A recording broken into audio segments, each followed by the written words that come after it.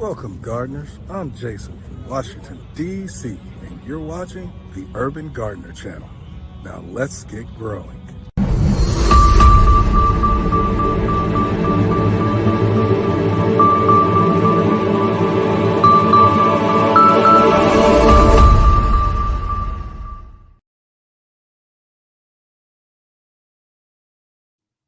All right, welcome all of you awesome gardeners to another Let's Get Growing livecast here on the Urban Gardener Channel. I'm Enoch and I'm going to be your host today. We have some really great guests for you today. We've got from the Urban Farm podcast, we've got Greg Peterson with us. We also have Nathan from Growing with Nathan as our channel of the week this week. Plus, we're following Julia D'Amacos on Instagram. So be sure to stay tuned for all of these really awesome guests that we've got coming up for you here. Some really great gardening conversations. Now, right off on the top of the show, I just want to mention that we want to thank Jason from Washington, D.C. for doing our audience introduction there at the beginning of the show. And we haven't shouted out to our audience introductions for the last couple of weeks. So I wanted to make sure I catch up with that. We started with our very first week with Katie and Logan doing our audience introduction from Temecula, California.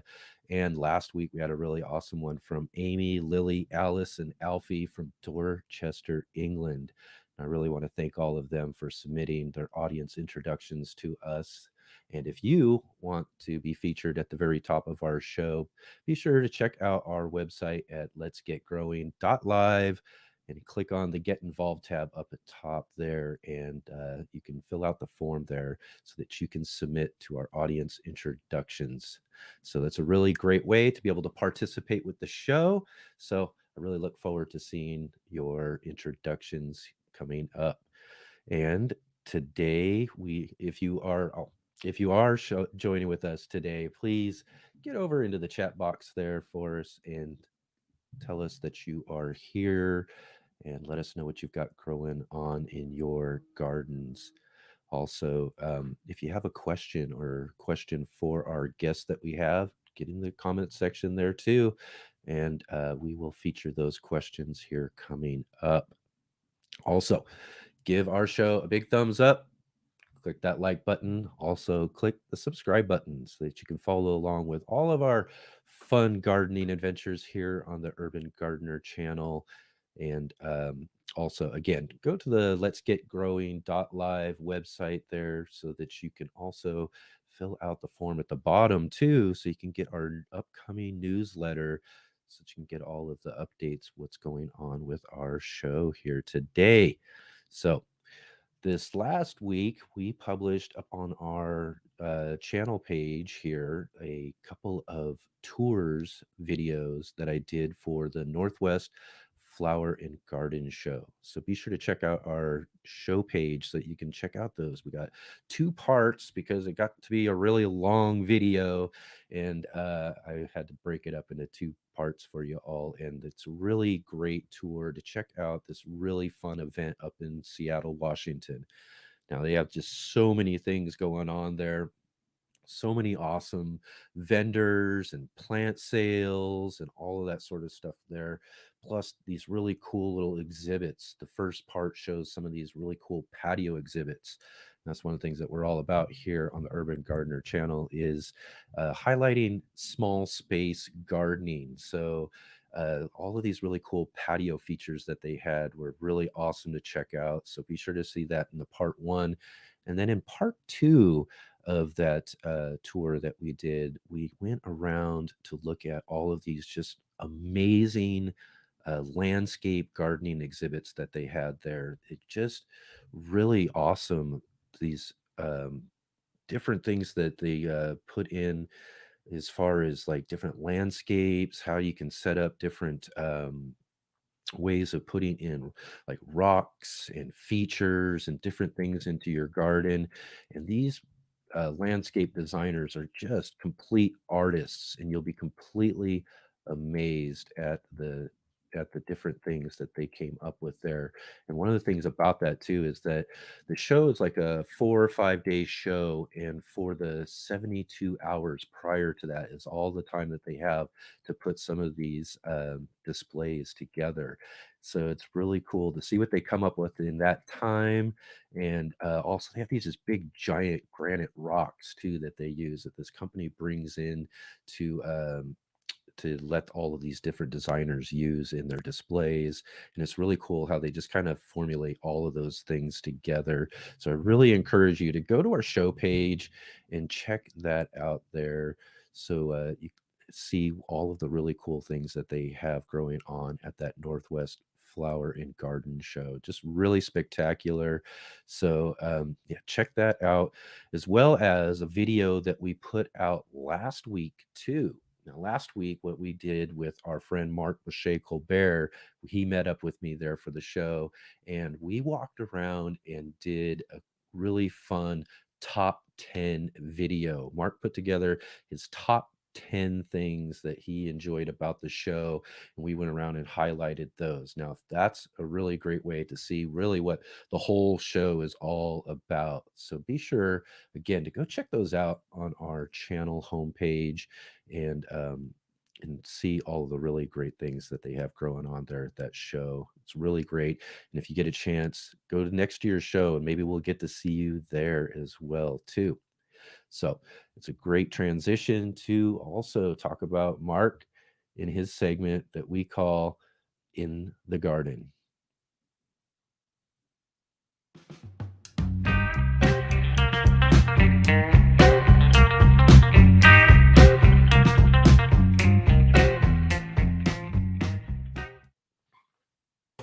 Hi guys, welcome to another episode of In the Garden with MBC. I'm Mark Boucher Colbert, the MBC that we're talking about there, and I'm your host here. Today I want to just jump right in. I'm in my basement grow room. I want to show you around a little bit, and I want to talk through some of the things that are important to get our season going, to allow us to grow good quality transplants. Also, I use this room to grow microgreens and some kale and baby lettuces all year long. So I'm harvesting out of my grow room all year long. It's a multi-purpose space. One of the cool things about growing indoors is, especially in your home, is that you already have the heat piece taken care of. You're basically creating ideal temperatures for most garden vegetables. So that's just a given. You're creating it because you want the comfort, but the plants can benefit from that as well. The only other thing we really need to provide then that we're missing from the outdoor environment is the light. So let's get right into light and talk a little bit about that, because I think this is one of the most crucial elements to establishing a grow space, whether it's just a little counter space on your desk, and I'll show you a light that's suited for that, or whether it's kind of a bigger commercial style operation like this rack system. I grew microgreens for the last 5 years, and I had a much bigger space. I've recently had to downsize, unfortunately, but I still preserve some of my equipment, and I want to show you some of that. So this is a kind of a commercial style setup using a 4-bar LED system. LED stands for light emitting diode, and you can see it's a very clean, bright light. This is a kind of a therapeutic place to be during the winter.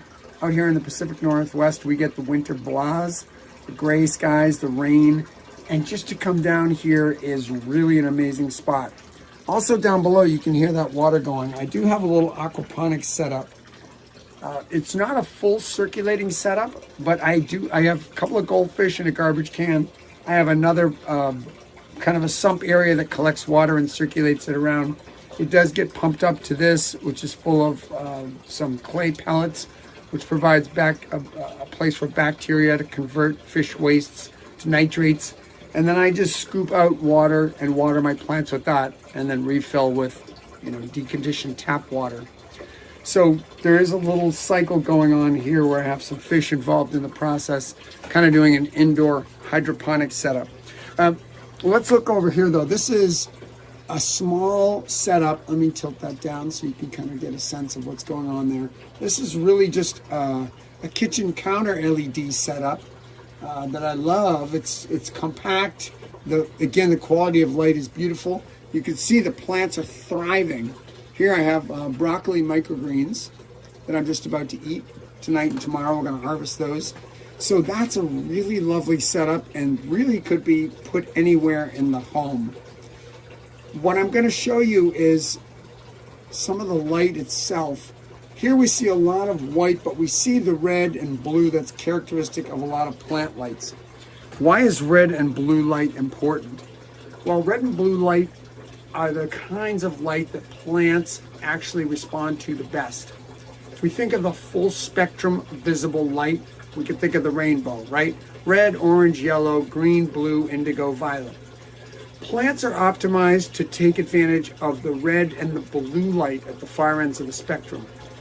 Human eyes, on the contrary, are optimized to take advantage of the middle of the spectrum. We're kind of middle of the road green, yellow creatures. So this is why ordinary normal house lights, which are optimized for our vision, don't work very well for plants.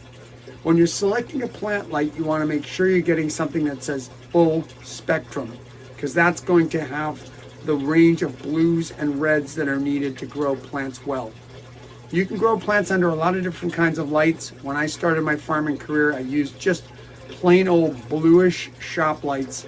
I did need to keep them very close to the plant, so that was a key part of a light like that is a much weaker light. It doesn't have the output of these LEDs. So light is, it's in addition to be a wave, it's a particle. So basically, I think of spitting watermelon seeds. Like whatever the light source is, it's spitting out these photons. And ordinary shop fluorescents are very weak spitters. They don't spit that many photons. Whereas these LEDs are powerful spitters. They're throwing down a lot of photons, so you don't need to have the lights as close. Indeed, over here, I have my plants a full 2 feet under the lights, and they're still growing great. All right, so light is really important. Get the light right. You're going to be well on the way.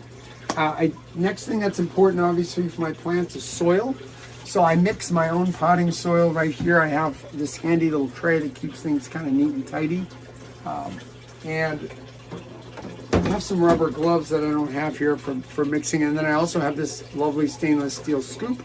This is really handy for measuring my recipe. Basically, I do a 3-3-2-1. 3 parts of my own compost, 3 parts of coconut fiber, 2 parts of pumice, and 1 part of finished earthworm castings. So I'm providing some of my own material there in my own household compost that I sift, and then I'm also relying on other bagged products that I get at my local nursery. But using a scoop, I just use this as my standard measure. We're all good.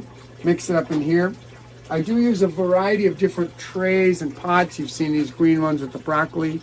Here I'm actually sprouting some ginger, so that'll be kind of fun. I use trays like this, heavy-duty plastic trays that have a nice big hole in the bottom. When that start is ready, you can just pop the whole thing out. Comes out as a nice little block.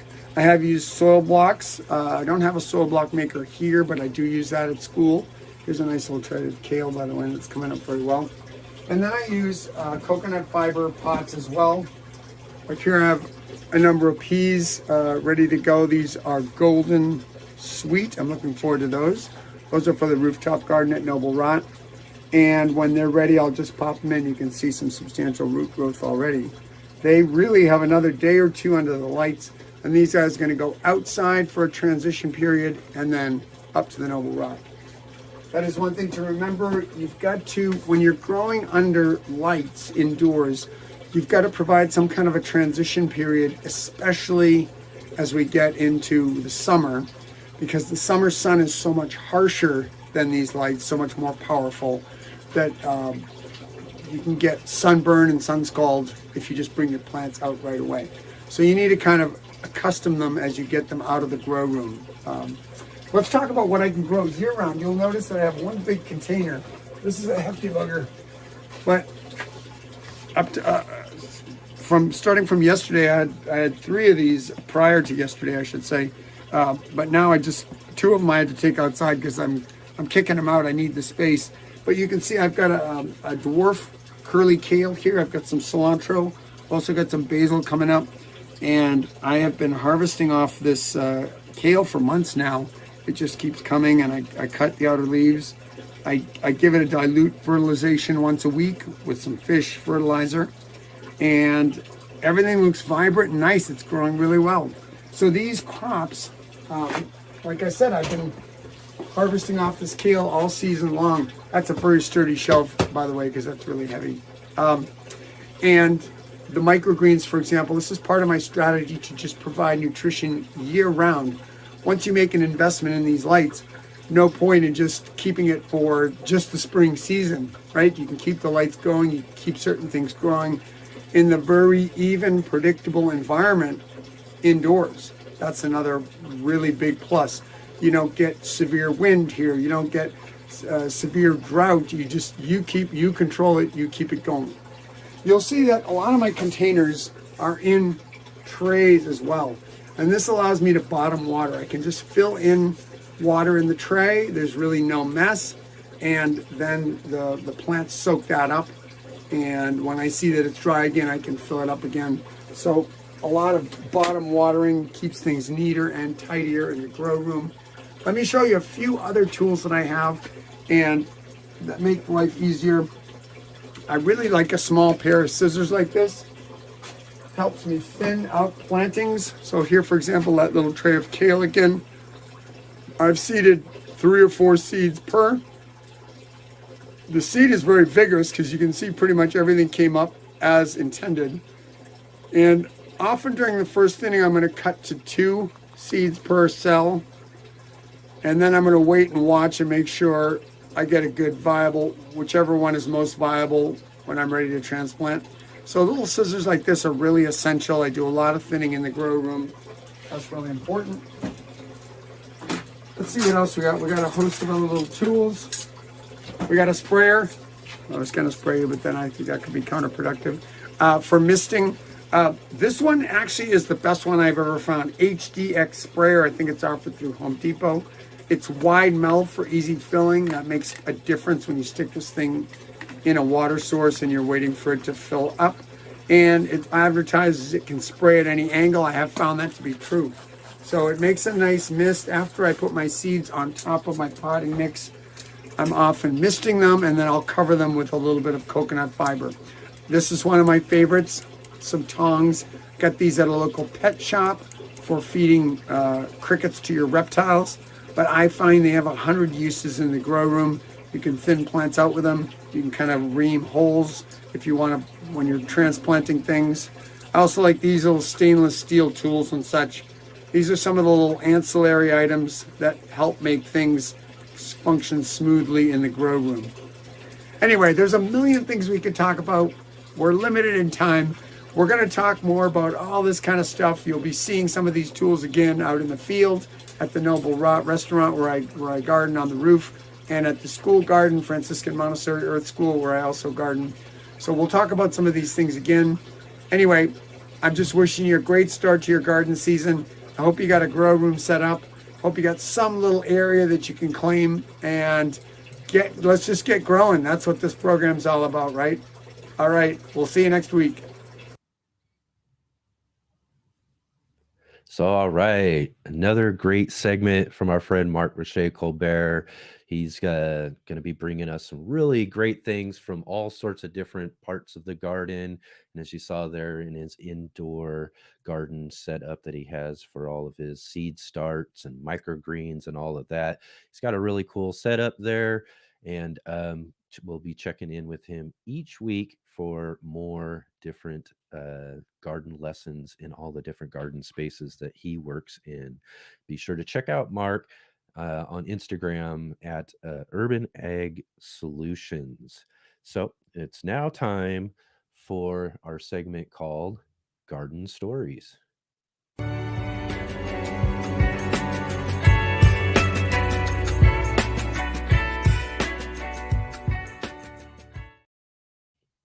So this week's garden stories, we've been running through all of our different garden stories for all of us here at Let's Get Growing.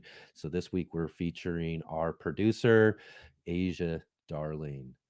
Asia grew up on a farm with her family in Southern Oregon. She spent her days planting gardens with her Nana and Papa and chasing sheep with her cousins and sisters. She participated in various horticultural classes in high school and loved working in the greenhouse for the annual plant sale. Asia eventually went on to get a degree in sustainable horticulture at Oregon State University, where she planted her first garden as an adult. It was an evolution of windowsill mason jars with overseeded and stretching basil to cute little backyard area with trellised peas and a rocking compost pile started by her partner Kelsey. Nowadays, Asia grows a nearly 2,000 square foot garden each season with her family. They can dehydrate and freeze hundreds of pounds of food a season and share the abundance with their family, friends, and neighbors. Each season, Asia grows tried and true favorites like garlic and dry beans and explores with a few new options like this year's trial of garbanzo beans and peanuts. Now, that's an awesome story there from our producer, Asia. We'd love to hear about all of your garden stories. That's one of the things we're all about here on Let's Get Growing.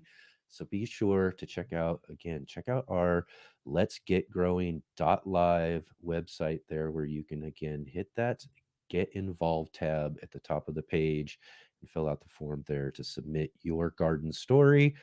Maybe we'll feature that coming up here on one of our future shows. So, all right, now it's time to check out this week's Instagrammer.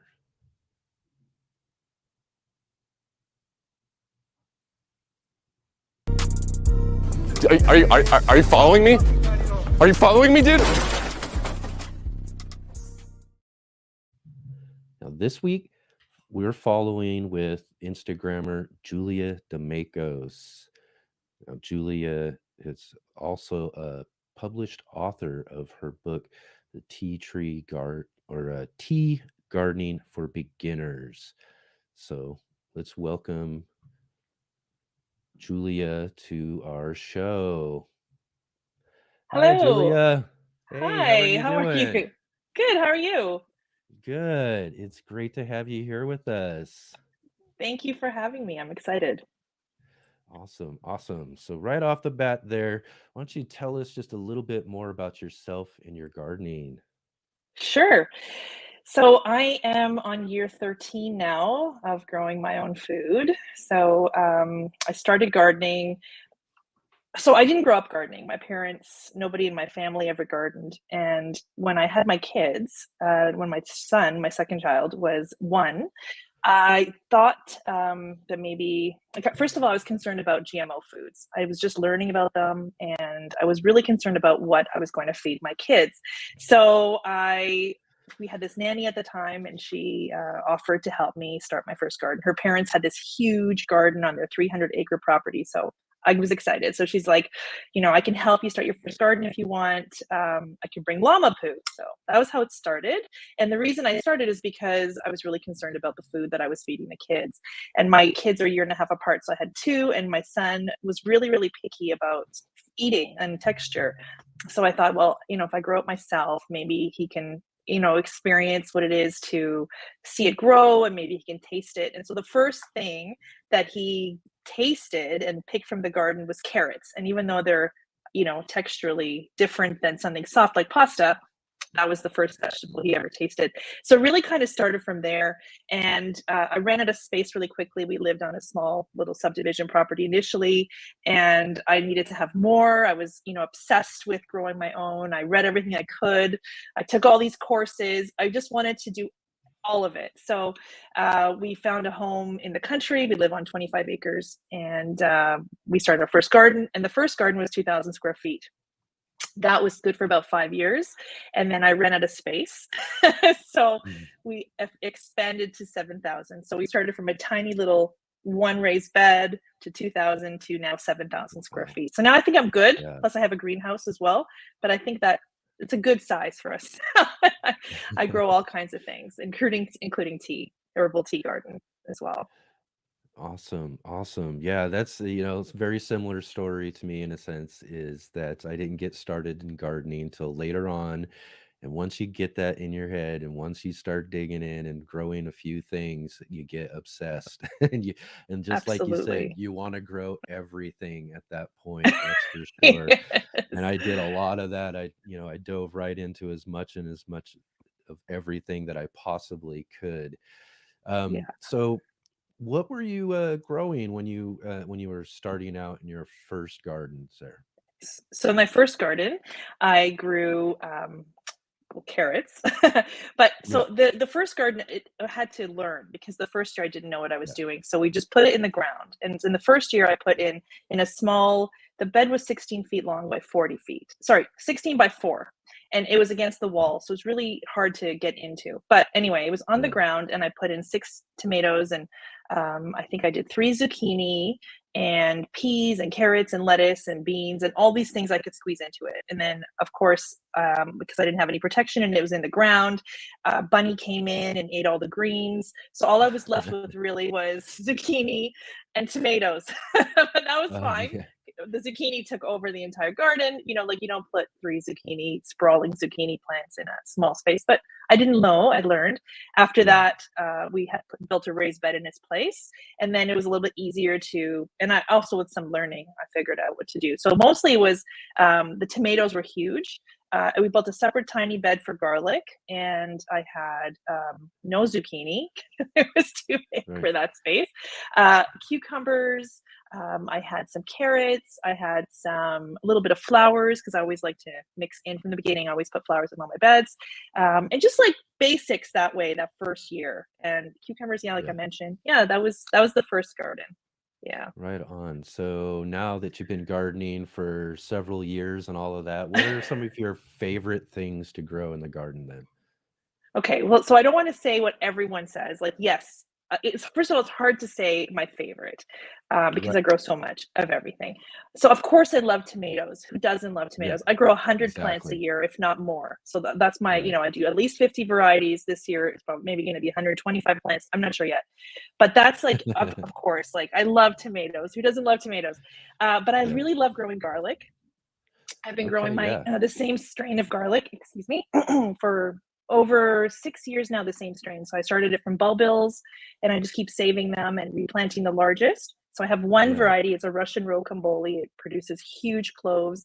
That's one of my favorite things to grow. It's really easy, and I love that it's the last thing I put into the garden in the fall, and it's the first Yeah. thing to greet me in the spring. It's like it's already there. I already know I have like Mhm. 3 or 4 beds full of it, and so that's really exciting. So I love growing garlic and we use it all the time. And nothing Right. tastes better than homegrown, right? You pick it, and then it's That's like right. translucent in color, and it's so delicious and pungent. And then I also really love growing lettuces. So no, that's my Yeah. third favorite. So like I have to say all three equally. And I grow all kinds of lettuce, and I love to be creative with them, and I interplant them, and I make patterns and offset shapes, and I love all the colors, and I just love having a huge bowl of mixed salad greens. So those three are my absolute favorite. That's Yeah. awesome. So that variety of garlic that you grow, is that a soft neck or a hard neck? It's a hard neck. So here in the Mm, north, hard neck is nice. better. Although last year I did Yeah. plant a soft neck to see how it's going to do, but it's Yeah. a hard neck garlic, and it usually produces. Now I've been growing the same strain for years, so the bigger the bigger the bulbs that I start with, the more cloves I Yeah. get at the end. So initially it was 3 cloves, and then it became 4, and now I'm getting 5 to 6. But they're all like really Nice. big cloves that equal Yeah. to like half a normal sized garlic. They're massive. They're like, they could be, I don't know if you can see that, but they're huge. They just Right. become one giant. So you get 4 giant ones or 5 giant cloves in a bowl. Oh man, that sounds really good. Garlic was Garlic again was one of those ones like we are talking about. If you first get started gardening, you want to grow everything, as you said. And so garlic was one of those ones that I really love. I wanted to grow fresh garlic, but I had a real learning curve when it came to growing garlic because, like with everything else, it's springtime. You're ready to grow, you're ready to do things. So I'm starting to plant my garlic cloves right in the ground, right in the, right in the spring. And then I'm finding, during the summertime, as I'm thinking, what's going on? These things aren't really growing very well. I pull them out of the ground and I've got nothing. They haven't split or anything. So I'm like, what am I doing wrong?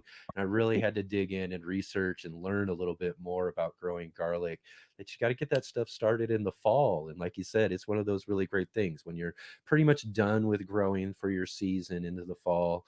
That's when you're getting started with your next year's growing, and you start it with garlic. You get to that in the fall time, so that it can it's so satisfying, isn't it, to have that come up, and you've done all the work before, and there it is. And then it has those stages of harvest that I love. I mean, I harvest green garlic because I grow over 500 every year.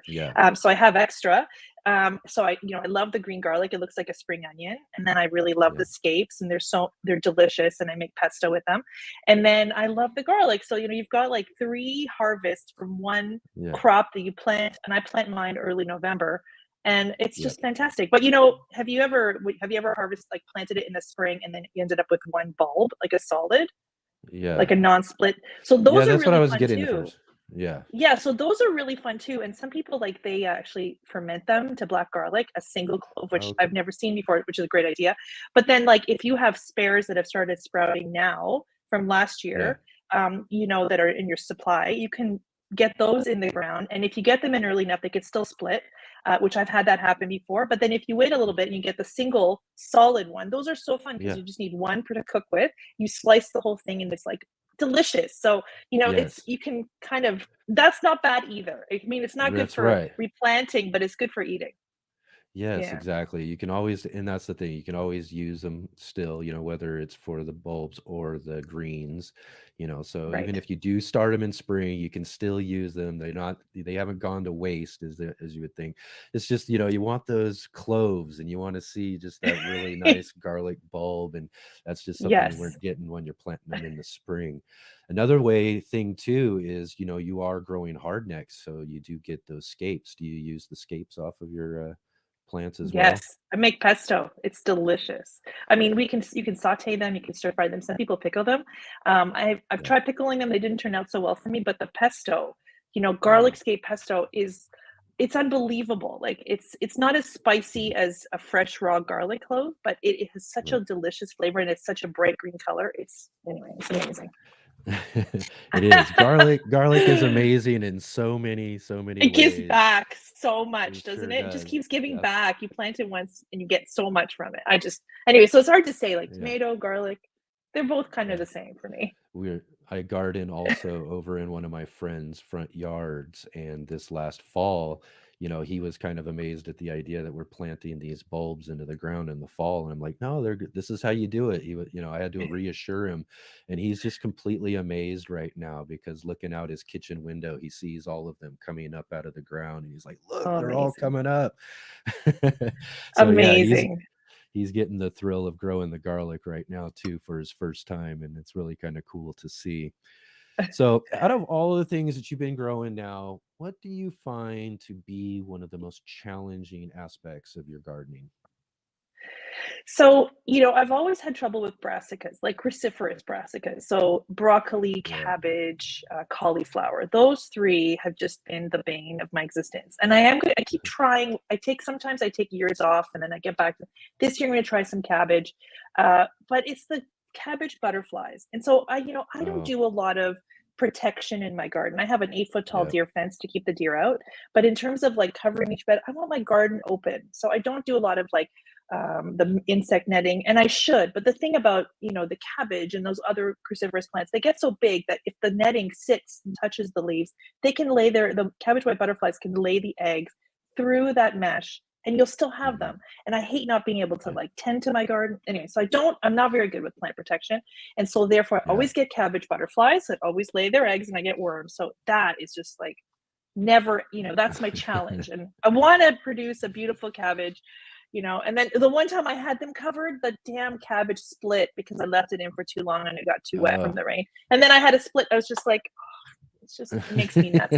I want to do it. but you can Yeah. buy them and they're not expensive. I can buy them from the local, farmer, sells them organic, grows them organic. Yeah. I find sometimes it's just easier just to pass on something complicated and use the space Yeah. for something that you love, right? So anyways, but I Yeah, keep trying. This year I'm going to try it again. brassicas are an issue for me too as well, and I don't know, I always seem to have the issue of growing them from seed. So over the last couple of seasons, I have actually just gone to the farmers market and got one of the local farmers seed starts and put starts into my garden. And last year I actually ended up with some pretty decent broccoli. So Nice. again, I'm going to try again from seed, and if I have to come down to it to get my broccoli, I'm going to get those starts anyway. Sometimes that's just what you got to do, You got to there's a do lot it. of things that I can grow in my garden really successfully, but there's those things that just don't work out, but you've got to have anyways. So Exactly. all right. So this last year you became a published author and you Did. published your book, Tea Gardening for Beginners. Tell us Yes. about the process of putting that book together. So I was really fortunate. I was approached by a publisher so 2 Decembers ago about writing the book, and I've always wanted to write a book. It was kind of like on my bucket list, my dream to write a book to be published, and I was always hoping to be approached. And so I was approached, which was really great. I didn't have to go out and and come up with a plan and shop it around. So that was great. And for a first book, it was amazing. And I'd always been growing a tea garden, so when the opportunity to write a tea gardening book came up, it was like a perfect fit for me because I was already doing it. Um, Yeah. yeah, so we just it was a really quick process. The book was published within 6 months, and it was out last July. um, yeah, it's been great. So it's been a really great experience having that book published, and I love it. Like I love the book. I still refer to it myself. There's a lot of information on there. Tea, most people think of tea as like black tea. They think of, Right. they don't know where, green, white, black, like they think they come from different plants, but they come from one plant. They come from the Camellia sinensis plant. So in the book I talk about how to grow your own. Now here where we live, it's not ideal. Like these plants originated in China and India, where it's humid and warm, and here it's dry. You keep it as a house plant indoors, you've got that, the vents pumping out dry air. It's very dry, it's hard to grow. I did try to grow it indoors. I mean, certain things that I just can't do. But the herbal tea garden is so easy to grow. It's also really great because it has very little pest, if any, pest damage, other than like fruit that I would grow for tea, like strawberries. In terms of the actual leafy or flowery herbs, they're not Yeah. affected by pests. So you can grow them anywhere. So it's really easy to grow, and it's amazing to like be able to grow your own and dry it and then be able to enjoy it. The flavor is much fresher than store bought. And it's just a really nice feeling to be self-sufficient in another area of, growing your own as opposed to just food. So anyways, the Yeah. book covers all of that. Excellent, excellent. Yeah, I encourage everybody to go check out that book. And you said that it was a really good experience for you. Do you have any plans to write another book, maybe? Yes, I would really like to. This is another, that book was on tea gardening. So vegetable gardening is really my baby. That's what I love to do. And I feel Yeah. like I'm okay at it. So I would love to write a veggie gardening book. So that's, I have no plans just yet. I'm kind of like building my seed business now too. So that's another thing that I do. And so I'm really focusing on that as well. So there's a lot of things. I'd love to start a podcast. And so these are just like, it's there, but it's on the horizon. Let's just say. It's on the horizon. Yeah, so Yeah. many fun things to do actually when it comes to gardening. Again, not just in the garden itself, but all those other aspects of gardening too. We want to do it all when we really get that passion for growing things. And I have to say though, like, I used to suffer through the winters. The winters used to be long. Where I live, we have snow on the ground right now, so nothing is Yeah. sticking out of the ground. But ever since, like if you get into gardening and you can, start your own seeds and you can learn and you can do other save seeds and preserve, like you really don't feel the winter. If anything, the winter I find is too short sometimes. Like, can you just slow down? I still have all this stuff to do before I have to start the tomatoes. So it's Yeah. actually made the season's a lot easier to go through without feeling like seasonal affective disorder. I don't feel depressed in the winter. I feel like excited. Yeah. Like this is my time to do all the things I had no time to do when I'm growing. So it's great overall. Like I think it really helps boost the mood, and it's just such a positive thing to do. Yeah, it really does. That's one of probably the best aspects of gardening, though, too, is that mental change that you get. It's just it really makes things exciting and fun, especially when you have that real passion for growing. And like you said, winters become real short because of all the things Yeah, that we want to get done for the next season, and all those things that we get to look forward to. It's just, it really is the brightest aspect of the new year for sure. And absolutely. Yep, yep. So again, I want to thank you so much, Julia, for coming on to our show here and sharing with us all about your fun projects you've got going on in the garden and talking a bit about garlic, one of my favorite things to grow. So really awesome to have you here with us. Thank you so Thank you much. so thank you so much for having me. This was really fun. Excellent. Thank you. Thank you. Let's Get Growing is sponsored by IV Organic. Ivory Organic all-purpose fertilizers offer your plants everything they need to have the most productive, fruitful, and longest-lasting lives. For all plants, including your fruit trees, vegetables, ornamentals, and roses and flowers, in-ground or potted plants, young and established, the 6 macronutrients that all plants need. Macronutrients are those elements that plants need in abundance and include nitrogen, phosphorus, potassium, magnesium, sulfur, and calcium. Nitrogen helps with the greening of the plants and the growth. Phosphorus for abundance of flowers and fruits, plus drought tolerance. Potassium is for disease resistance, root development, and strength. Magnesium is the heart of the chlorophyll molecule, which is responsible for photosynthesis, converting waters and carbon dioxide with light energy into sugar molecules. Sulfur helps green pale plants turn dark green and necessary for optimal plant metabolic processes. And calcium, the building block of all plant cell walls. Ivory Organic all-purpose fertilizers have it all in both the Super and Premium Blend products.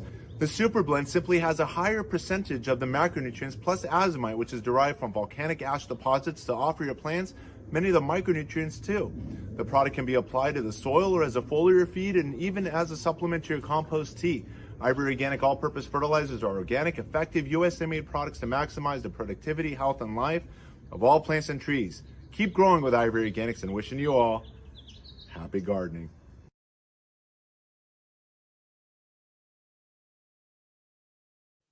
So, all right, again, it's the time of the show where I want to remind you all again about getting into our chat box there and leaving us some questions for our guests that we have coming up still, and any sort of comments or anything like that that you'd like to leave. So be sure to get into the chat box there.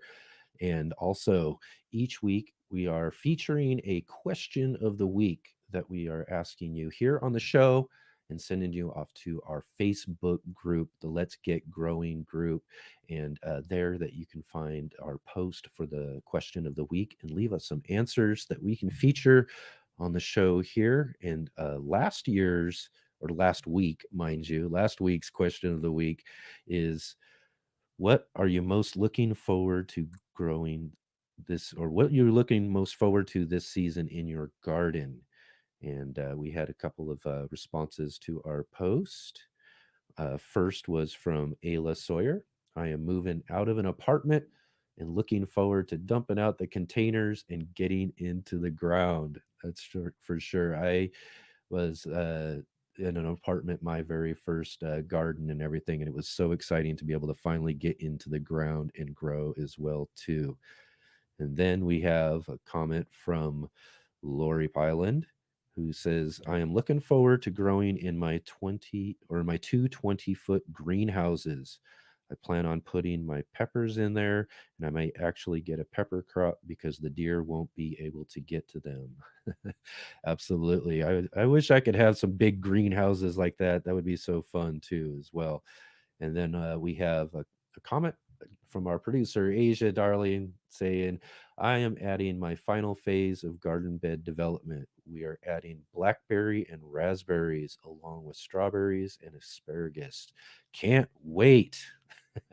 That's the thing too that I am really looking forward to as well myself this year in the garden, is to be able to actually get out there and grow, kind of like what we were talking about in our interview with Julia there too. Is that, the beginning of the year is just one of those times of the year where we're just, the possibilities are endless, the dreams are, just amazing when it comes to what it is that we are thinking about and growing with our gardens. So I'm looking forward to being able to actually, like I mentioned too, get a really good broccoli crop hopefully this year, and be able to finally get that plant figured out, and a bunch of other things that we've got growing on in our garden too. So also be sure to keep following along with us here on the Urban Gardener, as we'll be putting out our garden journal videos here in the next couple of weeks. We'll be getting those started throughout the season, so that you can follow along with everything that we've got growing on here, not just in my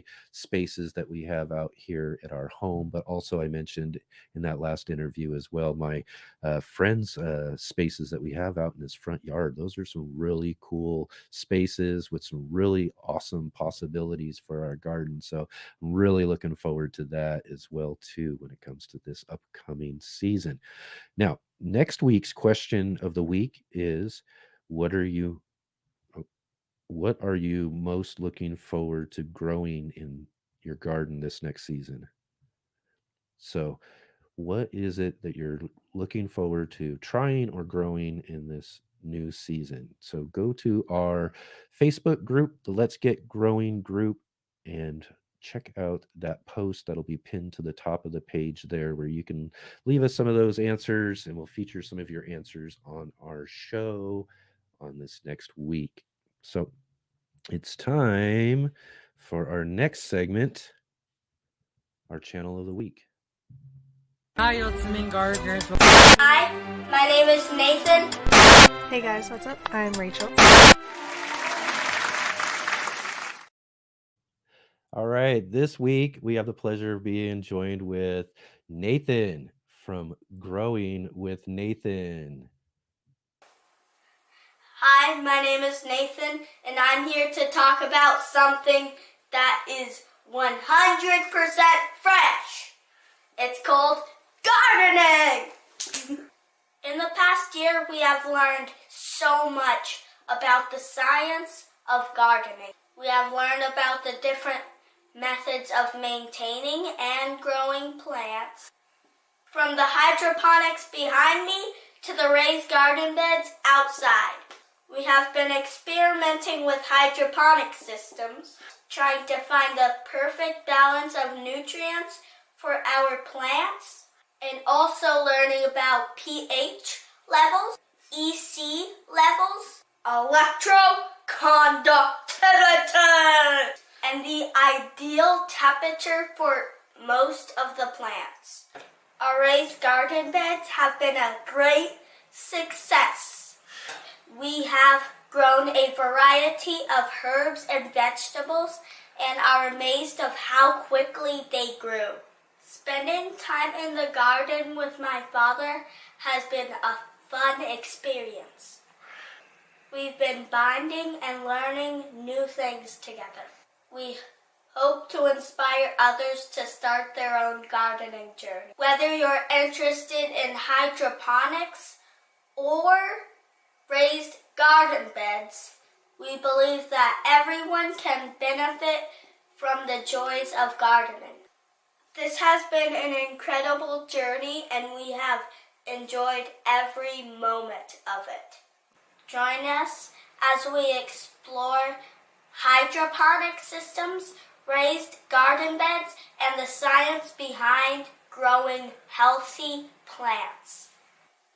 We have big plans for our YouTube channel and hope to continue sharing our journey with others.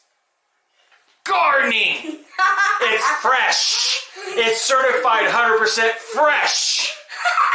Let's do that.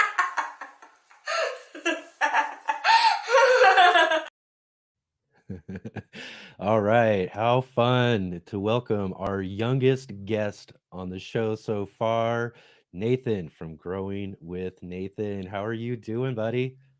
Good. just having fun doing this live interview already. Awesome. It is so fun to have you with us. I've been really enjoying all the different content that you've been putting out there and teaching everybody all about your garden experience. So, how old are you, Nathan? 7. I'm 7. 7. Awesome. So, how long ago did you first get started gardening? I was 6 when I started gardening. So that was like last year. So you got started last year. Yeah. Awesome. So what are some of those fun things that you've been learning about in the garden this year? Like how much nutrients to give a plant, how much water to give a plant, and many other things. Oh, there's so many fun things to be learning about growing Yeah. plants, huh? So I noticed that you guys do a lot of those hydroponics type of things in your house. You like growing inside? Well, we started with hydroponics, so that's why we do mostly hydroponics, but sometimes outdoor. Awesome. And what inspired you and your dad to get started with growing and gardening? My love of science and my Yes. parents watching me watch YouTube all the time. What So you really inspired you to like gardening and hydroponics, buddy? Because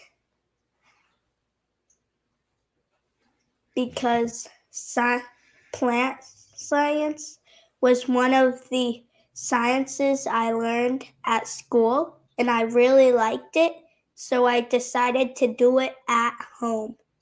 Excellent. So it started in school with some science projects, huh? Yeah. Awesome. And then you just brought that home and expanded it there. So you do Yeah. so you do a lot of your gardening there with your dad, huh? Mhm. Awesome. I saw in your video there you talked about what a great experience it is that you guys get together and are able to garden together. So that's some really good father-son time for you, huh? It's a Yeah. great time. It's a great time. Awesome. I love to hear about that. So you said that you really liked watching YouTube. So you watch a lot of gardening videos and growing videos on YouTube? Yes. Yeah. Any favorite? As well as a lot of gaming videos too. Gotta enjoy the games too, right? Are there Yeah. any favorite gardening videos or gardening gardeners on YouTube that you like to watch? I like to watch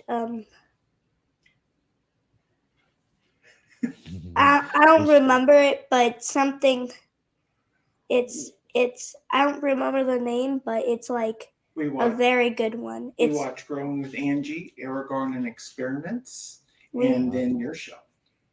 We watch my show, of course, Growing with Angie, and a whole lot of others.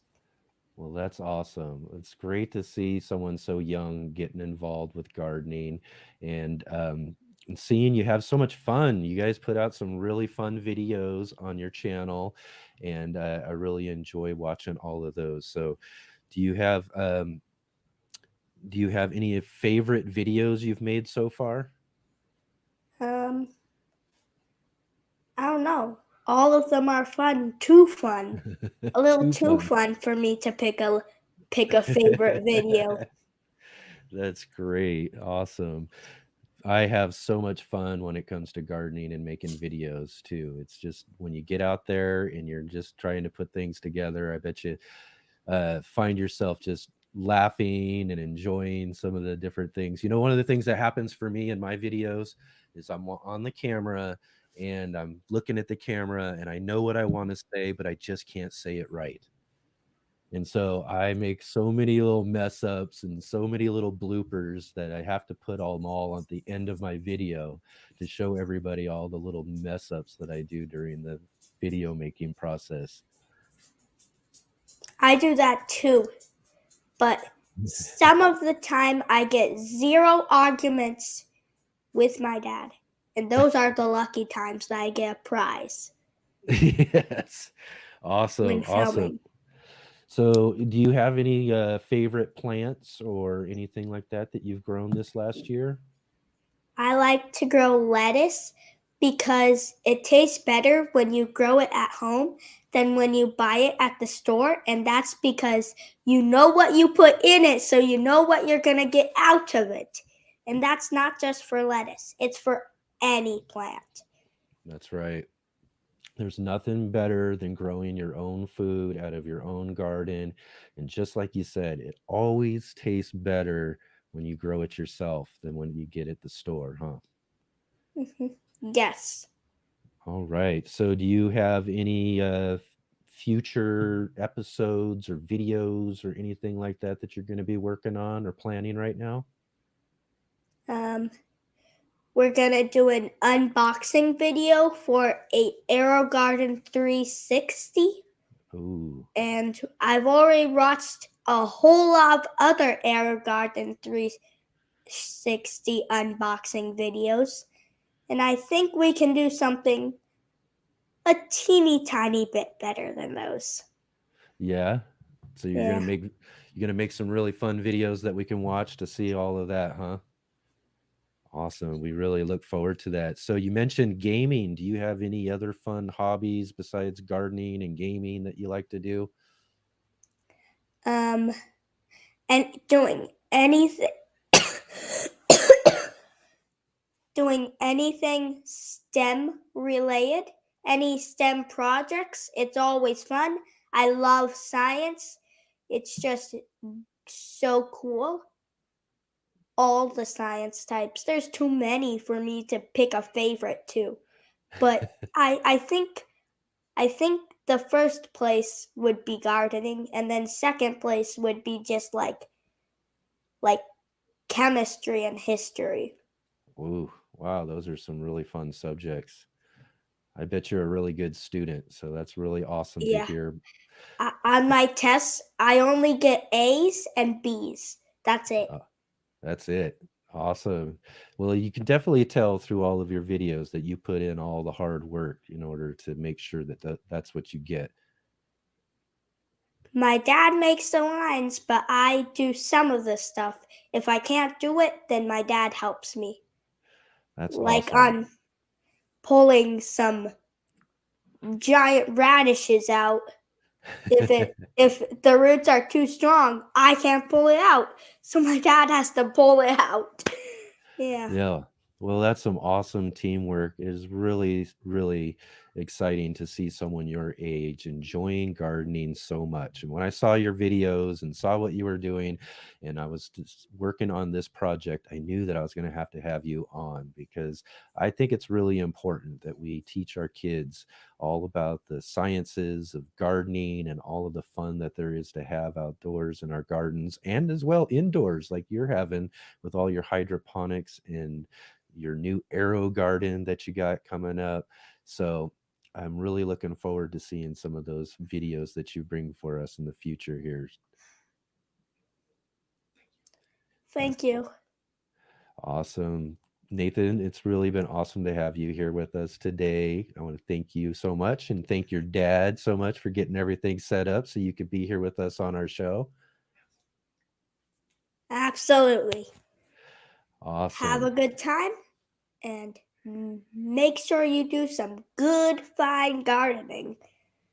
Excellent. Great advice. Awesome. Thanks, Nathan. You have a great day. And thank your dad for bringing you onto our show. Thank you. Awesome. Thanks.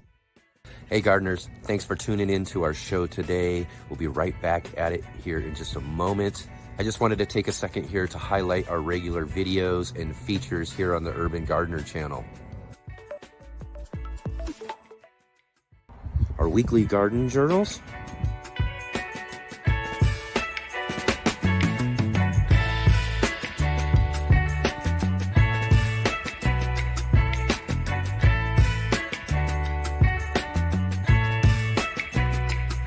and our incredible feature visits.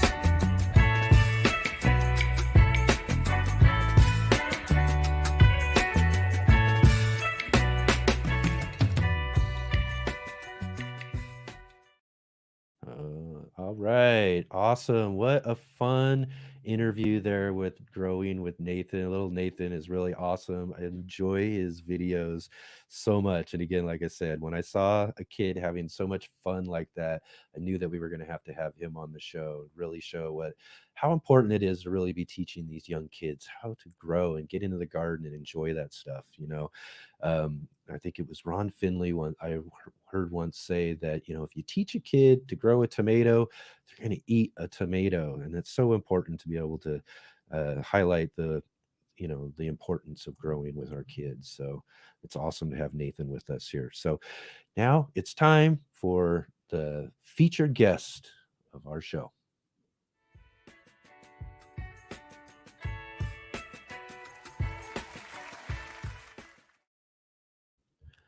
All right. This week's featured guest we have with us from Urban Farm Podcast, Greg Peterson. And that podcast has over 700 episodes and over 4 million listens. Greg lived in Phoenix, Arizona for over 50 years, where he hosts some fruit tree programs and sought after gardening courses. And he also recently relocated to Asheville, North Carolina, where he's learning to garden in a new climate. Awesome. Let's welcome Greg Peterson to the show. Hey, Hello, Greg. hello. Oh my God, I just have to say this. How can I follow Nathan? Right? That kid is a rock star. Oh my gosh. I'm telling you, I really hope that everybody goes over and checks out what Nathan's got going on. Right? So, and my website is urbanfarm.org, not theurbanfarm.org. I noticed that on the screen. Oh, yes. Okay. Yep. We'll change that for sure. Awesome. How we doing today? My God, what a great fun show. How long have you been doing this? We are now on our third week. We just launched here 3 weeks ago and been really having so much fun doing this and putting together this show. We planned it for quite a while, and so far everything has been going really awesome. And especially when we get to invite really awesome guests like yourself, Greg, to be on our show and share with us all of their really fun gardening stories and experiences. And it's kind of what I wanted. Michaela says she's stoked. Yeah. Awesome. Yeah. Actually, that's one thing too, is I'm a cat guy, so we have to make sure George, my cat, actually gets moved out of the house. Otherwise, he'll be up all over in the. Yeah. He'll be just like the dog, having to he'd rather be on the show than us. Right. That's right. So awesome. So there, we got a short little bio there. I wanted to start off the show with giving you a chance to let us know a little bit more about your garden story and how you got all started doing all the fun things in gardening that you're doing today. Wow. Well, it doesn't go back to when I was 7, but it does go back to when I was 9. 9. Oh, 9. almost. All Yeah, right. and I was very interested in fish aquariums and fish. I wanted to raise my own fish to eat. So I was interested in aquaculture back then, and so I was, I got my first fish aquarium from paper route money when I was like 9 or 10 years old, and when I was 14, I wrote a paper on how we were overfishing the oceans. So that was like 1974, and I have no idea where that came from. I just know that, I just knew back then that there was something inherently wrong with the way we're living and eating on the planet. And fast forward to 1981, I wrote on. In 1981, I was on the board for the Arizona Aquaculture Association. I was 21 years old. I jumped in, I volunteered, and was just interested in learning about aquaculture. So I figured that's how I did it. And we went to a farm down in southern Arizona, and they showed us what they were doing, and they were harvesting the fish. And when you harvest a fish, you get about 30% meat, and you get about 70% of everything that was left over. the entrails and the spine and all that stuff. They were throwing that away. Oh, wow. And mostly it was going out to the wildlife in the area. So that was causing wildlife issues. Plus they were throwing away this amazing resource. So I started studying and penciled on paper this idea for what we would now call a regenerative fish farm in 1981. Wow. And then in 1991, fast forward 10 years, I discovered a book called Ishmael by Daniel Quinn. It's a conversation between a gorilla and a man. If you haven't read the book and you're interested in our food system, go get it. It's a work of fiction, but there's a whole lot of reality in it. I discovered permaculture in 1991, which I like to call permaculture the art and science of working with nature. How do we work in the flow of nature rather than against nature? We human beings think we can do it better than nature. I got news for you. For us, we don't. Nature's always going to bat last, as Toby Hemingway used to say. The third thing that happened for me in 1991 is I did a course at Landmark Education, and it was their advanced course. And what they had us do was create a vision for our life. And the vision that I created for my life was that I am the person on the planet responsible for transforming our global food system. Yeah. Now, I can't do that on my own. I don't think for 1 minute that I can do it on my own, but it's what gets me up in the morning. It's like, okay, this is what I'm doing today. Yeah. And then the fourth thing that happened for me in 1991 was a friend of mine was sailing in somewhere in the world, and they anchored on an island and went looking for a grocery store. A grocery store. One of Daniel Quinn's premise of his writing, of all of his writings, is that food used to be free, and then we locked it up. Yeah. So when he went looking for a grocery store on this island, the people on the island said, "Go pick your own." Right. For me, that was like a right. Yeah. And then fast forward another 10 years, I end up back at Arizona State University getting my bachelor's degree at the age of 40. And I have to write a mission and vision for one of my classes, and the urban farm was created. It's like, how do we create a place for people to come and see that we can have an edible landscape and grow food, just go out and harvest food in our landscape. It just grows there wild. Yeah. Yeah, that's really, really great missions and a lot when it comes down to it, because that's kind of one of the things for me. I got into gardening a little bit later in life, and when I realized, as I talk about my cucumber story, we ate our first cucumbers off of a balcony that we grew, and it was just one of those, like you said, it was like my mind exploded. I was like, wait a minute, we go and buy these things, and I can actually just grow this myself, and then when I moved into a larger space, not much larger, but a little bit larger space, again, as I talked about with Julia in our earlier interview, I got this obsession with gardening and growing my own food. I wanted to grow everything.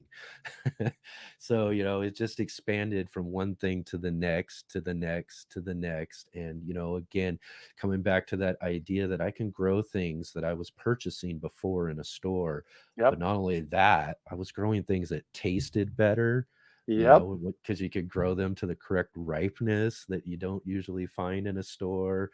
You can grow so many different varieties of things that you just can't find in a store, because all of those are just, they're just certain types of varieties that are good for storage and transportation, so you're only getting a very limited selection of what you can get. And when you get out and grow for yourself, you can expand that whole palette into all these different things. So when it comes down to you said that you pretty much started at 9. When was really your first real garden experience? When I was 14, so it's like 8th grade, we moved into the Weldon house, and we lived in a townhouse, and then we moved into a house that had about a half an acre. And when we moved into the Weldon house, my mom said, she knew I was interested in gardening. And she said, "See the right half of our backyard? that's your garden. Go start digging. So I remember growing cucumbers. I remember growing watermelons, but more vividly, I remember planting fruit trees. My Yeah. favorite thing to do, and I run a huge fruit tree education program in Phoenix, Arizona, still do. And we sell about 4,000 fruit trees a year through that program. So we do education first. And so in 1975 or 76, I planted 3 or 4 fruit trees in the backyard. Do you remember what kind of varieties of trees those were? We planted a peach, a plum, and an apricot. Ah, And yes. by 1978, I was getting so many peaches off the peach tree. I said to a buddy of mine, and I was 18 at the time, I said to a buddy of mine, my gosh, I don't know what I'm going to do with all these peaches. And Tim's mom, who has always just been Tim's mom to me, Tim said, my mom can teach you how to can. So I went over to his house, took peaches, and she taught me how to can peaches. So by the time I was 16, 17 years old, I was gardening. I was doing some serious gardening. Doing serious gardening there. And where was this? Was this in Arizona? Yep, Phoenix, Arizona. I lived in Phoenix, Arizona from the time I was 6 until last year when I was 61. Yeah. And I lived within 5 miles that entire time. Yeah. A 5-mile radius of where I lived. So the urban farm was my house. I bought it in 1989, and I lived there until last year. So I was there for 32 years, and it was a third of an acre. That's 80 feet wide and 160 feet deep. And over the course of that 32 years, I turned it into an edible food forest. And that's one of the big things that I'm missing here. Yeah. And Asheville is there's not a whole lot to eat on my property yet. So I'm in full get things planted mode to get that done. Yeah. But So go ahead. Oh, so you again, we'll stick with Arizona for a moment here. You were growing and learning to garden there, and I'm sure that a lot of people are thinking, Arizona, I mean, that's a really hot place, Yes. So what are some of those challenges that you found, in some of those early gardens when it came to growing some of those things that you wanted to grow versus what you were able to grow? I'm a lazy gardener. So I always find the easy way. Yeah. And so the things that were easy for me to grow is what I grew consistently. And Yeah. often those things were things that I would plant, and 5 years later they'd keep coming back. Oh. So Yeah. just like in a forest, nobody goes and rakes and cleans up and everything Yep. like that. I'd let my carrots and my parsley and lettuce and kale, I'd let it all go to seed, and they reseed themselves year over year over year. That's a So really awesome way of doing it. right. So and I use open pollinated seeds. Yeah. And so they just, the seeds just replant themselves and come back as volunteers, much stronger the next year. And So you weren't finding much challenge as far as growing certain types the of heat. things that you wanted to? Yeah, the The heat for heat. sure. Well, so that particular thing is just you got to get yourself a good planting calendar, Yeah. because we can grow in Phoenix. We can grow cold season crops, we can grow warm season crops, we can grow hot season crops. We just have to grow at the right time. So in most climates, December, January is the time when you take off from your farm, right? Yeah. In Arizona, it's July, August, September. Oh, yes. And about 15 years ago, I just got to a place of, I'm just not going to grow things in July, August, September. It's just too dang hot. I just let the yard do what the yard does. Yeah. So that's the big thing, is adjusting to the growing season. We actually have in Phoenix, we have 4 growing seasons. Okay. One that starts in August, September with the really hardy cold season crop. So arugula and kale and those kinds of things go in early. And then by October, November, we're planting the cold season crops like lettuce and those kinds of things. We can replant some of the cold season crops again in January, February. In February, March, we get your tomatoes, peppers, eggplants, those kinds of things in. And then March and April, we get all the vining crops in. Yeah. So figuring out the gardening calendar that's a really imperative thing for you to do, no matter where you're at. The second big issue that I'm finding here in Asheville as well as in Phoenix was dirt. Dirt. You know, the dirt in Arizona in the desert is less than 1% organic matter. Good luck trying to grow anything That's in it. nothing. And No the life. dirt, right? Exactly. We're Just going no to talk life. about that in a minute. Yeah. And the dirt here is clay. We could probably make pottery out of this stuff that's on my property here. So I'm looking at how to amend the soil. And you mentioned life in the soil. There are 5 components of healthy soil. Yeah. And if you've ever listened to anything I've ever done, I probably say this every time because it's the single most important thing that you can be doing is growing healthy soil. That's right. 5 components of healthy soil. Dirt is one of them. But if all you have is dirt, good luck growing anything. Yeah.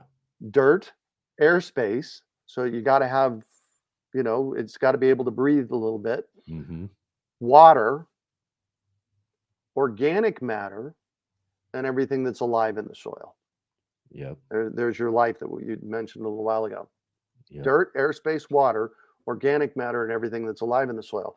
The good news is that in Arizona, and I'm experimenting with this here now, the fix for dirt is add lots and lots and lots of organic matter. Yeah. So for where you're at in North Carolina.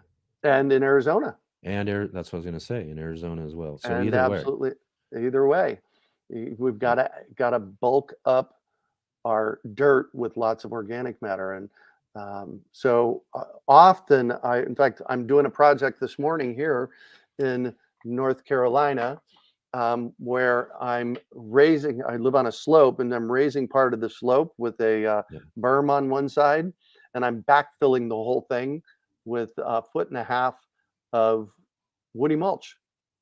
I had the power company people that were pruning trees in the area dump a pile of woody mulch in my driveway. They're glad to get rid of it. And what's going to happen to that woody mulch over the course of the next 18 months is it's going to break down into really healthy soil.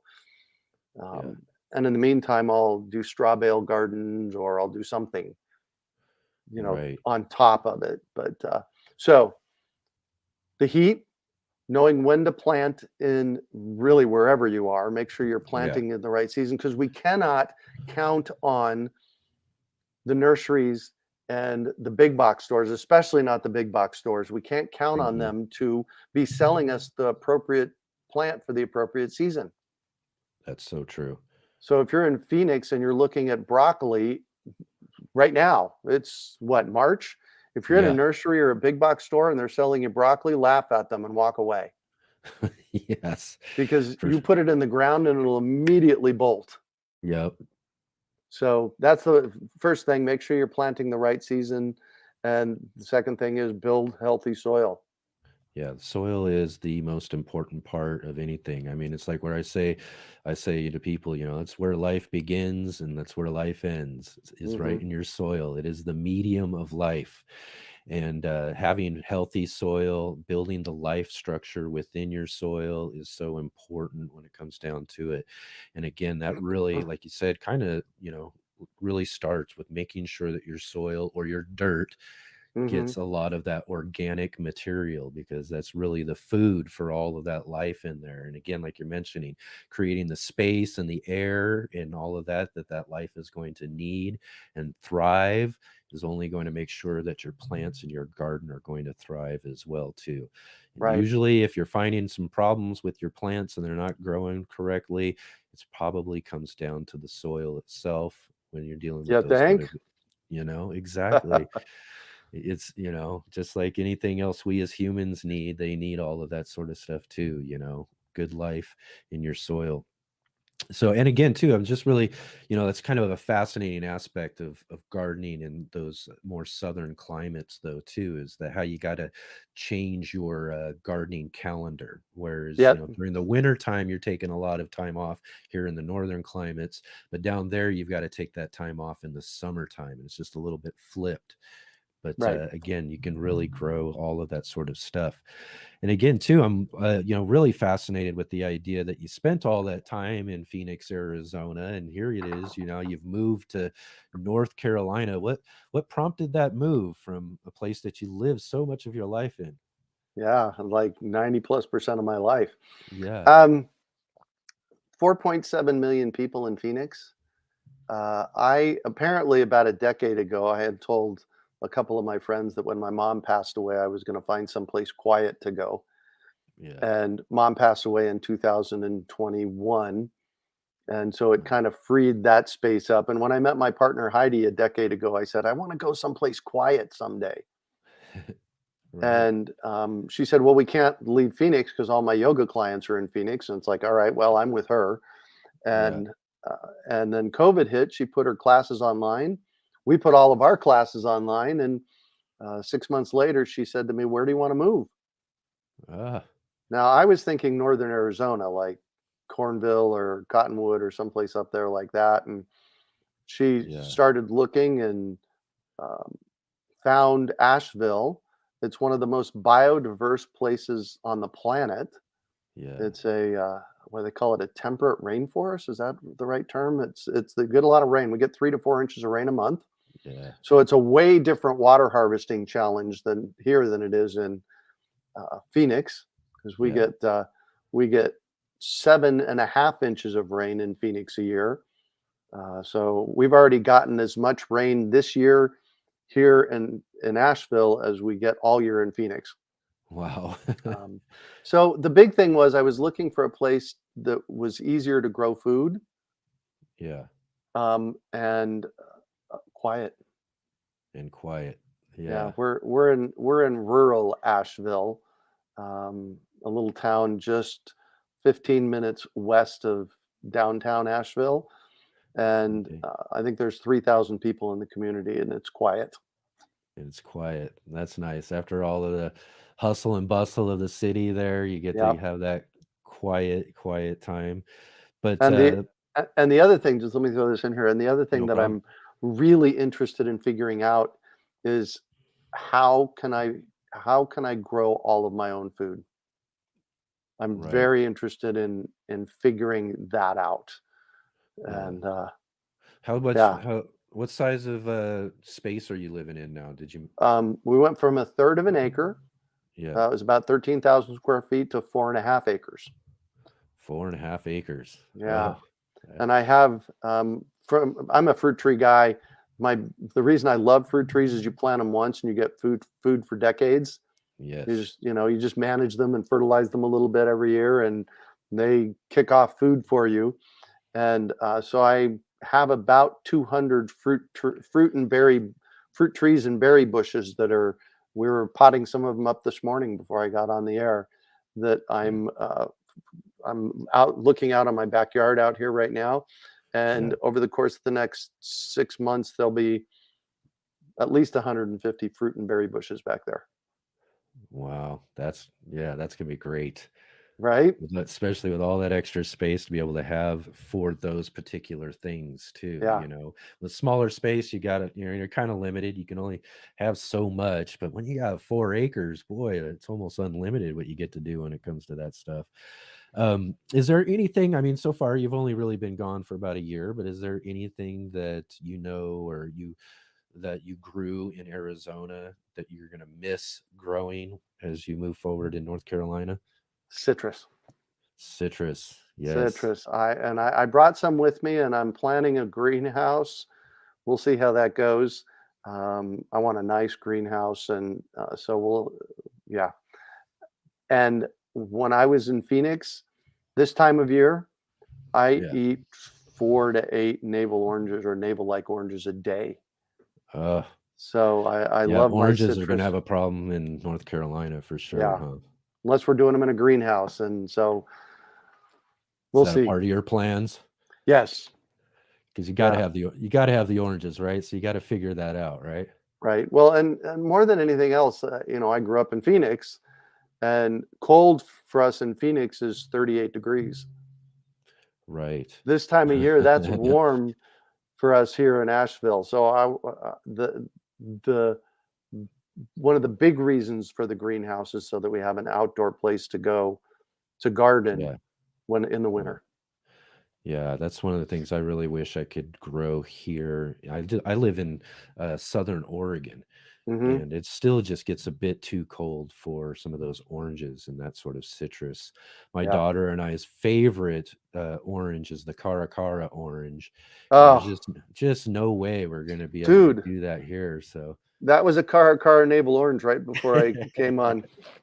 oh, they're so good, so delicious, and she loves those so much. And she's a, she knows I like to garden and grow things, and we do a bunch of different container trees. She's like, you got to grow one of those. I'm like, I just don't think I can. I got gifted when I was visiting someone in California a few years back a blood orange, and just to grow in a container. Mm-hmm. And that thing didn't last but a couple of seasons, or it tried for a couple of seasons, and I finally had to give up on it because it just wasn't gonna do here in our climate. But it's just one of those things that I kind of wish I lived in a more southern climate so I could grow those citrus, because again, probably the same for you as for me, is I love the citrus.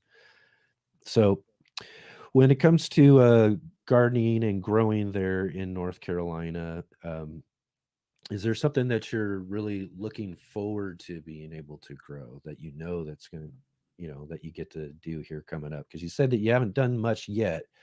Right. So, So, yes, and I'm really excited about this. yes. Grain. Oh, yeah. Grain. On my property is rolling hills, and kind of on the downside going off to the right in my backyard, it goes down about 40 feet, and then there's a flat platform down there that's just dirt, and it's probably 1,500 square feet. And I was just talking to my buddy Bill McDormand. He's the seed guy that we do a monthly seed chat with every month, and he's going to be sending me some rice. Oh, yeah. So I'm going to plant rows of ancient heirloom grains. I'll plant 3 or 4 different varieties of grain down there, and a couple of different varieties of dryland rice, and we'll see. So that'll be fun. Yeah. Especially with that acreage and everything, you'll have plenty of room to grow plenty of that sort of stuff. So it looks like we've got a couple of questions here from our audience that we'll dive into here real quick. Cool. All right. Looks like Garden State Gardener's joining with us there. And he says, have you seen Chinese lantern flies in your area? I have not yet. And the Washington Gardener had an episode about those on her podcast, and that's when I learned about them. I didn't know anything about them until I listened to her podcast. Kathy Gents, she does a podcast, and she had a whole episode on that. And so, but no, I haven't seen any of those yet. So yeah, well, that brings up an interesting question though too. That's one of those big differences between growing in Arizona or growing in North Carolina, is those different types of pests that you might be. Pressure. Yes. Essentially, we had 0 pest pressure in Arizona. 0, huh? We didn't have any funguses. We didn't have any molds, and none of that stuff growing on any of our fruit. The bug pressure there is almost non-existent.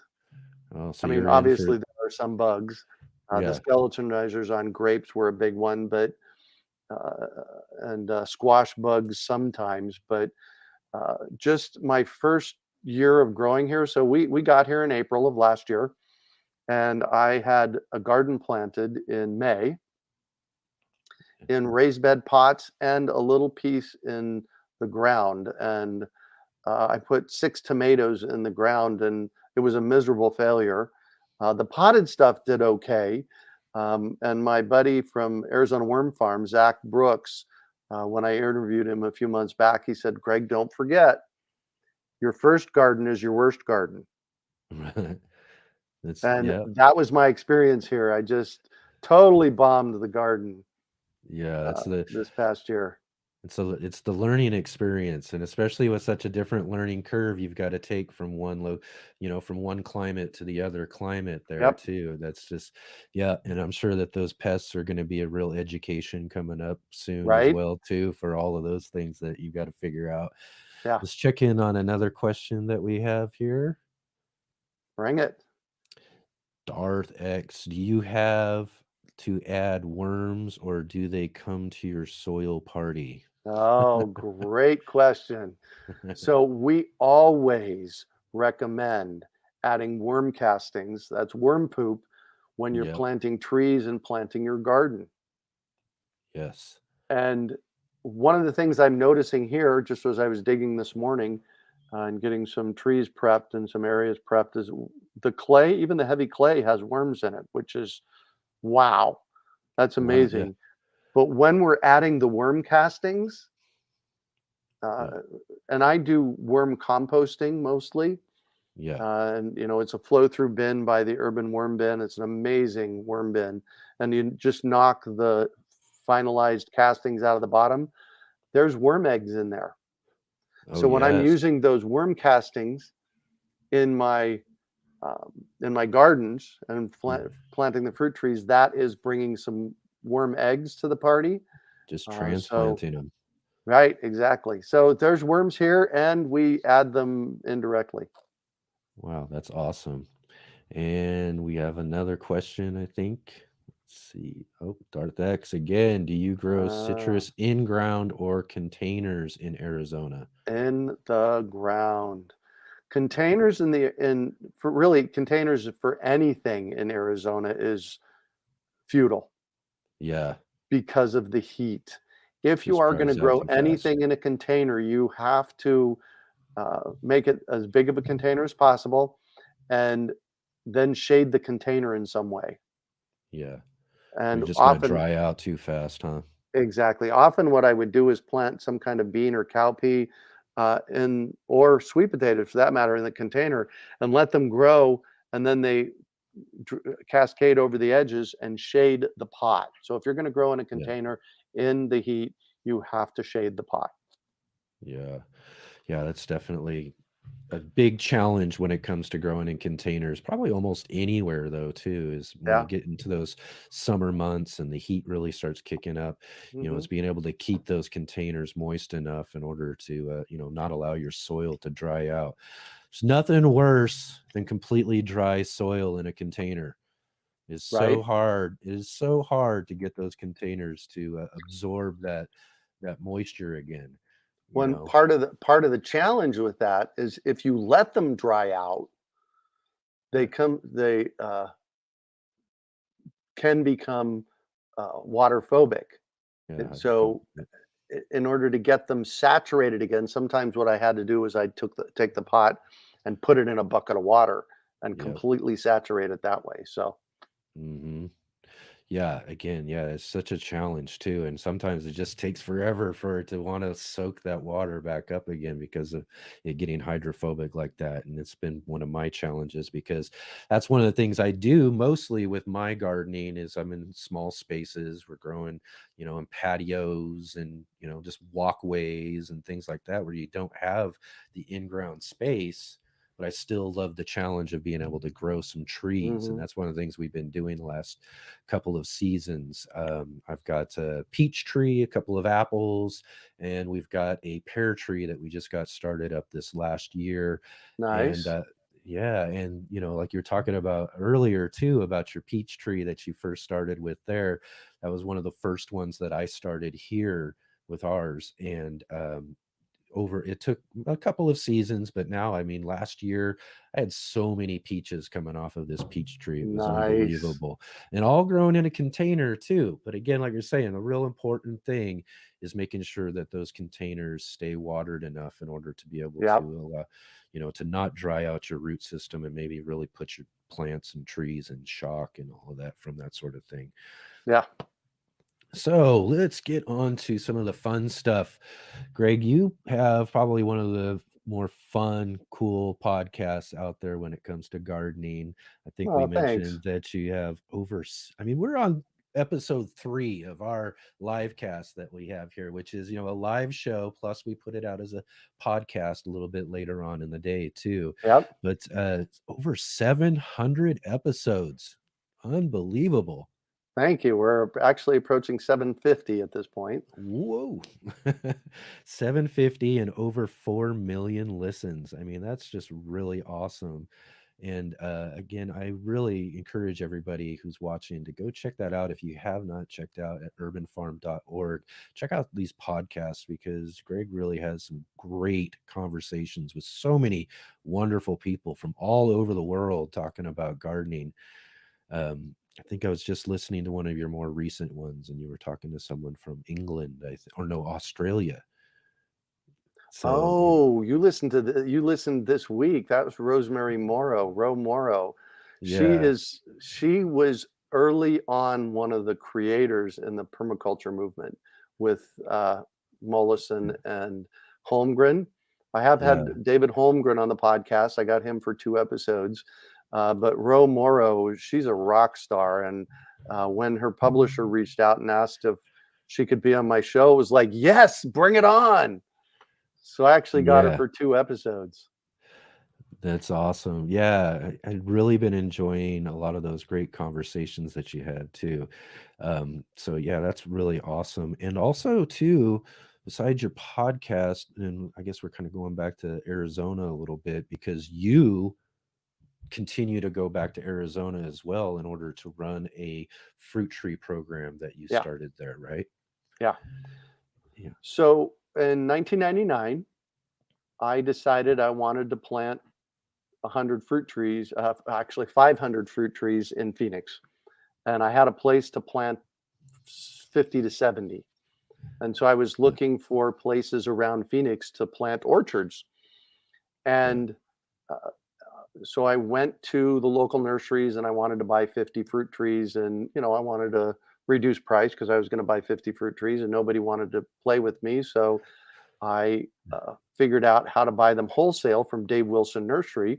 So in 1999, I bought 100 fruit trees from them because that was their minimum order. Their minimum order. 100 fruit trees. And it's like, all right, I have no idea what I'm going to do with 100 fruit trees. 70 of them got planted in my buddy's front and backyard. He had a football field in his backyard.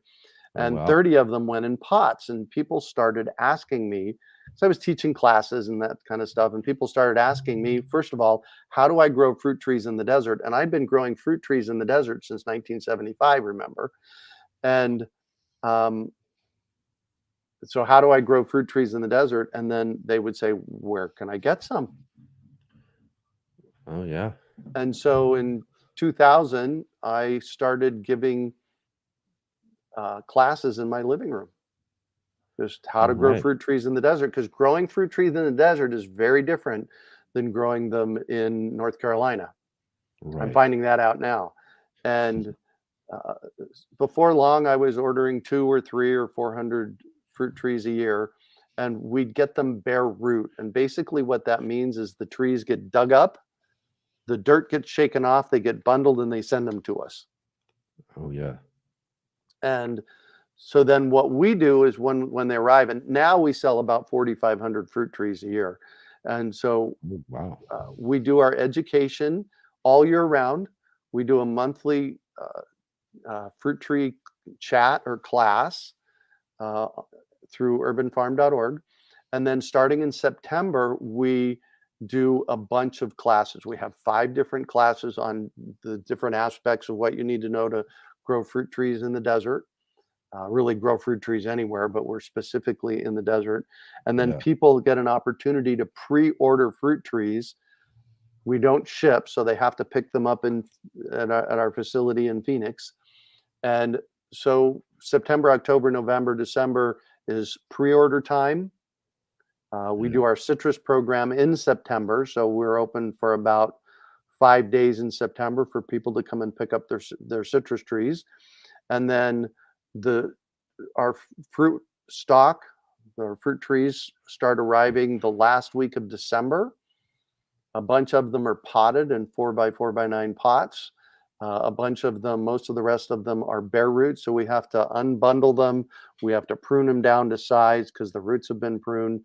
And then we do something called healing them in, which is we line them up like soldiers and Yeah. put compost around their roots. So that takes us about 10 days, and then we're open for about 10 days. And so Okay. people have an opportunity to come and visit with us and pick up their supplies and pick up their fruit trees the second half of January. And then we close down. But we do education all year round. Oh, awesome. And And one of again, the go ahead. Go ahead. I was just going to say that's just one of the cool things that you continue to do, even though you've moved to North Carolina, you still come back and maintain this fruit tree program. Yeah, well, and I have a really great team on the ground. Janice is my everything urban farm manager in Phoenix, and she works with us full time, and we're really partners in making this thing happen. So That's yeah. awesome. That's awesome. One And of I the know, things I do want to throw this out. So yeah, one of the things that really motivates me with my fruit tree program is you can go into most nurseries in every big box store. I know this to be true in Arizona. I'm finding it out to be true here in North Carolina. And they will sell you a fruit tree that will never make fruit in your area. yes.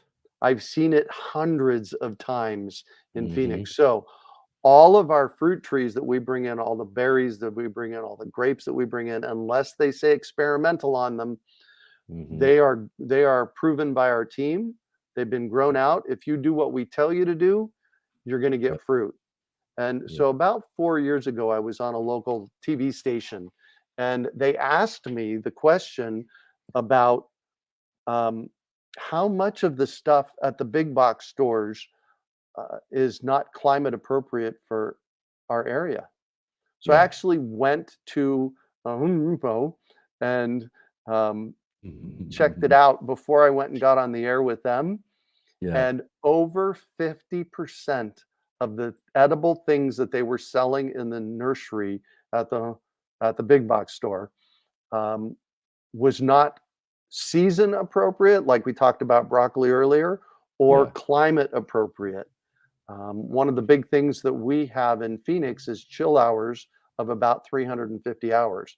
So if you buy a 600-hour apple tree, you're never going to get apples. Yes. So And that's true as well too, is like, going back to talking about orange trees, you can go to that same box store that you we kind of glossed over there and find that they're trying to sell people these orange trees again that are just not going to work out in this area, as right. well as other things. There's so many things that annoy me when I go to some of these places and what they're trying to sell. I was just looking through I think last season, I was just looking through some of the things that they were selling, just to check it out, just to see what's there, and there were a bunch of other people around with me at this store, in their nursery. And I saw a couple of people who were actually holding pots of just lettuce, but it was bolting. And these, they didn't know, for one, that that's not something that they should buy, but for sure that the cashiers were going to cash them out when it came to doing that. So, unless they were really looking for some seed ultimately, and that's what they were thinking, I'd like to think so, maybe, but the idea that they're going to sell bolting plants to, Right. unsuspecting gardeners is just so annoying. And when it Yep. comes down to all that other stuff, like you're talking about trees, orange trees in our northern areas and things like that, that are just not going to happen. So, Right. that's why it's really good to, be listening and learning a little bit about some of that stuff so you don't get duped by some of these bigger stores and stuff too. Right. Well, I love this story. I was at the biggest of the big box stores a few years ago, and I always walk through the nursery department. I want to just see what's going on in these places, Yeah. and I found some fruit trees, and the peaches had tags on them, and what they said was peach, Right. Just peach. just peach. Just peach. And for those of you that don't know what that means, there are hundreds of different varieties of peaches. Mm-hmm. And some require low chill, some Yeah. require high chill, and it just said peach. And it's Yeah. like, wow, what kind of peach? Because this may or may not be a peach tree that'll grow here. Yeah, just such a, really irresponsible thing to be Yep, doing is it is. selling people things without the appropriate information that they need to know in order to be Right. successful with growing that. Yep, And that's just exactly. it's such a terrible thing when it comes down to it. Let's see. I think we have one more question here I know there was a from question from, I think, Michaela about my episode with Donna. I is that wanted the to. question? Yeah, there you go, Greg. I just There it heard is. Donna Yes. Mazzarone on your So, show. Michaela, thanks for listening. She's shared with me that she's a longtime listener of the Urban Farm Podcast. The Urban Farm Podcast is really about telling people stories. Yeah. I share. So we have two different kinds of episodes. We do our monthly chats, our seed chat and our garden chat, and I'm on Rosie on the House. Those are more educational, where we're talking about seeds or gardening or like that. And then the rest of the episodes, I'm interviewing people, and we're really getting their story. Yeah. And the reason I love doing the podcast is because I get to learn new things. Yes. I'm a lifelong learner. I went back to college and got my bachelor's and master's when I was in my 40s, and I didn't do it because I had to. I did it because I was having fun learning. Yes. And so when I was talking to Donna, Donna has some citrus, some lemons that she's growing in Vancouver, BC, Yes. outside. Oh, And wow. so, yes, Michaela, Donna taught me a lot about growing citrus trees here in here in North Carolina. So we'll see. And in December it got down to 18 degrees, felt like -2 here. So that was impactful for them. At that point, we brought them inside. Yeah. But yeah, so I love the podcast because I get to learn so much. And I get Yeah. to talk to cool people. And I've had rock stars like Jason Mraz and Holmgren and all kinds of gardening rock stars and rock stars on the show. And I've had backyard rock stars, Susie Backyard Gardener, and so Yeah. and everything in between. Yep, exactly. Well, one of the big things, that's inspired my idea of getting on and doing this live cast and all of that Right. is to be able to do a very similar thing, to get to meet all of these just wonderful and amazing gardeners from all over the world, and to be able to talk about and share with them their stories, and just Yeah. one thing I was going to mention about one of the ones that I was listening to recently, as you talked about, and always learning when it comes to Yep. gardening, because gardening is a constant. If you're not constantly learning things, then I don't know, I mean, maybe you're just not gardening. Right? Because it's kind of, Exactly. and I think I heard you mention once on one of your recent podcasts too about, gardening is a big grand experiment. Yep. And that's one of the things that we're doing is that, nothing's really hard and fast when it comes to garden lessons or things that you learn and things that, Right. you think can't be done. There's always some way to work around and do certain things, and you should always be kind of experimenting. And that really, in the long run, brings the joy, the fun in gardening, is to be able to kind of learn some of those things through that sort of experimental process in your garden. you Right. know Exactly. exactly. That's how we learn. That's how Exactly. we learn. One last thing I wanted to ask you about is something else too that I know that you do is the what is it, Great American Seed Up. Yeah, Yes. let's talk about that real quick here as we I love end the that show. idea. So, going back to my vision, I'm the Yeah. person on the planet responsible for transforming our global food system. I believe that the place that we do that with a capital T is where we live. Yeah. In your front yard, in your backyard, in the cities. We need to be growing a lot more food in the cities. And about 15 years ago now or so, a buddy of mine and I created our local food economy model. Yeah. And a food economy is everything that it takes to make food happen, all the Yeah. way from the growing soil to growing food to harvesting the food to prepping the food. This circle. Well, and mostly in our culture, it's linear. Yeah. And what we're trying to do in permaculture is make it circular. So all of that food waste goes into the compost bins that then makes worm castings, or it makes compost that goes back into your gardens, and you get this circular thing going. And the food economy, a local food economy has 7 different parts to it. Parts like um, culture, which is what does the government Mhm. say about it, and you know, uh, interacting on a social level. So there's the social piece of it, and then there's the growing of food and making farmers and uh, adding value. So somebody grows kale and sells it to somebody that makes kale chips. So that's Yeah. value added products and seeds. And so Okay. about a decade, 10 or 11 years ago, Bill McDorman, he's my awesome seed guy that I work with Cornville Seeds. You should get him on the show, actually. Uh, Yeah. yeah. And he Yeah. and I were having this conversation about growing local food. And he said, well, Greg, what happens when you run out of seeds? So we did a survey and realized that the bulk of the seeds that we have available to buy for us Yeah. are on racks at big box stores. Right. That's it. That's And it, huh? so if there's ever a downtime in our food economy, one of the things we're going to could run out of is seeds. So over the course of the past decade, Bill and I and a couple other Janice and Bell and Kari and I, we kind of brainstormed, and 7 years ago we put together what we call the Great American Seed Up, which is a seed bazaar.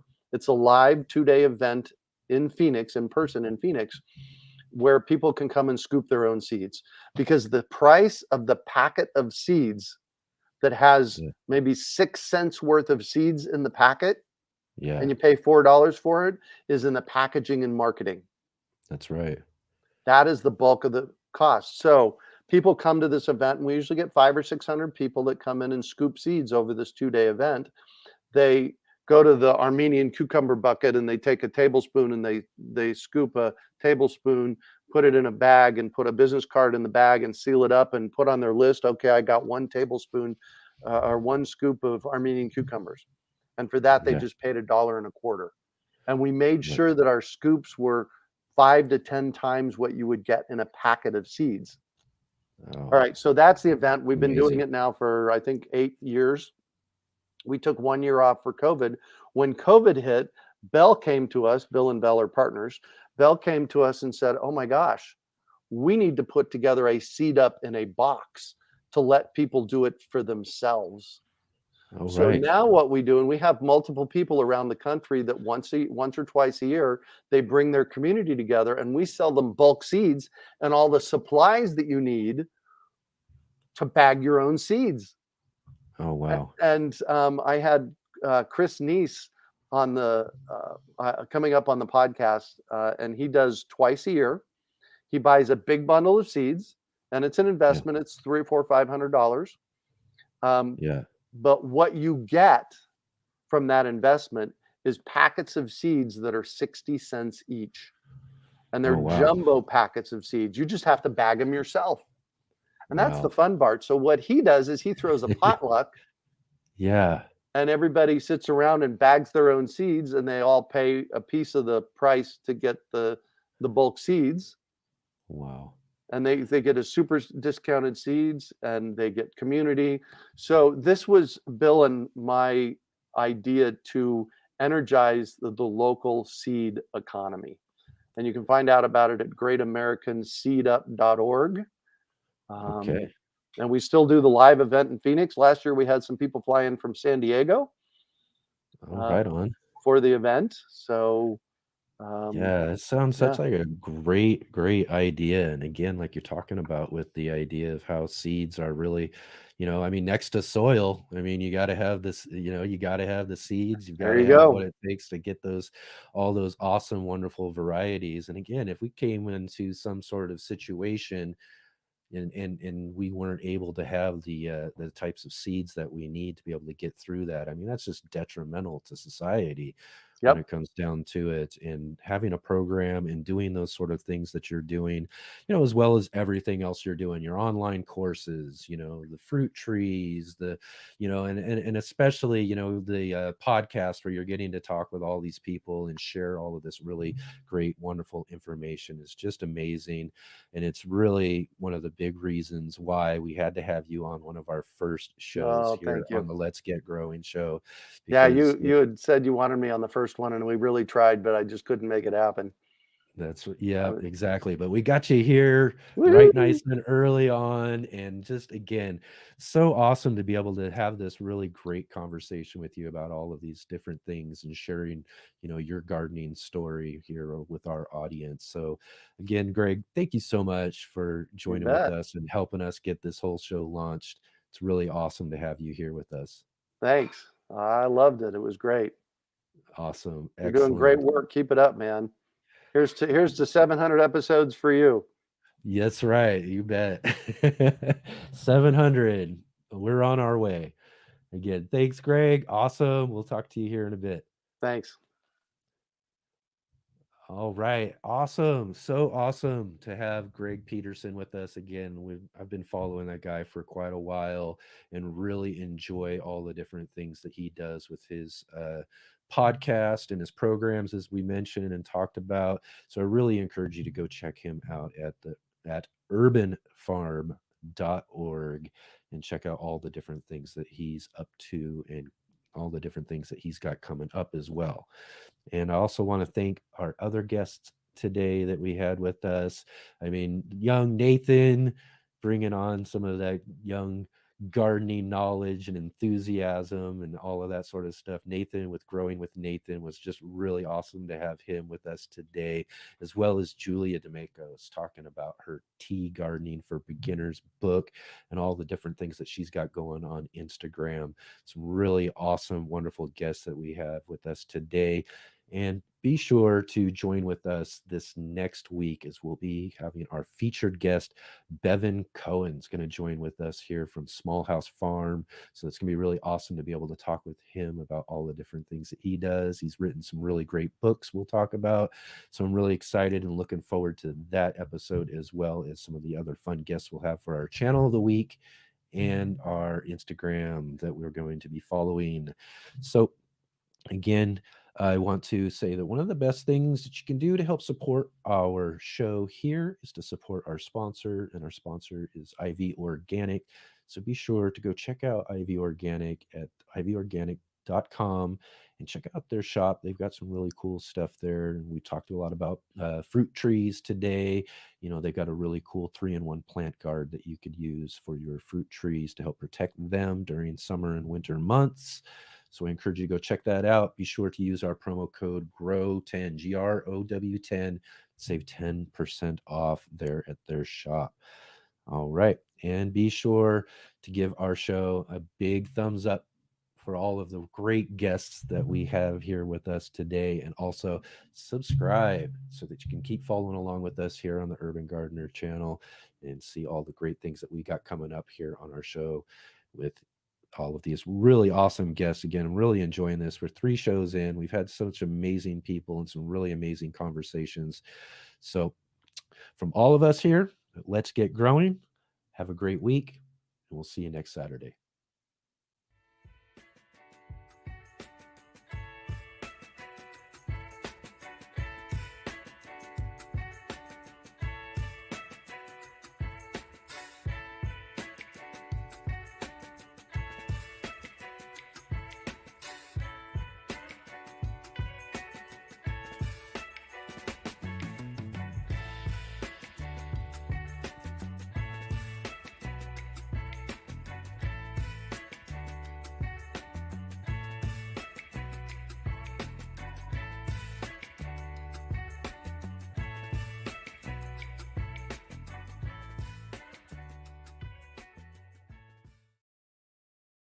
The mouse.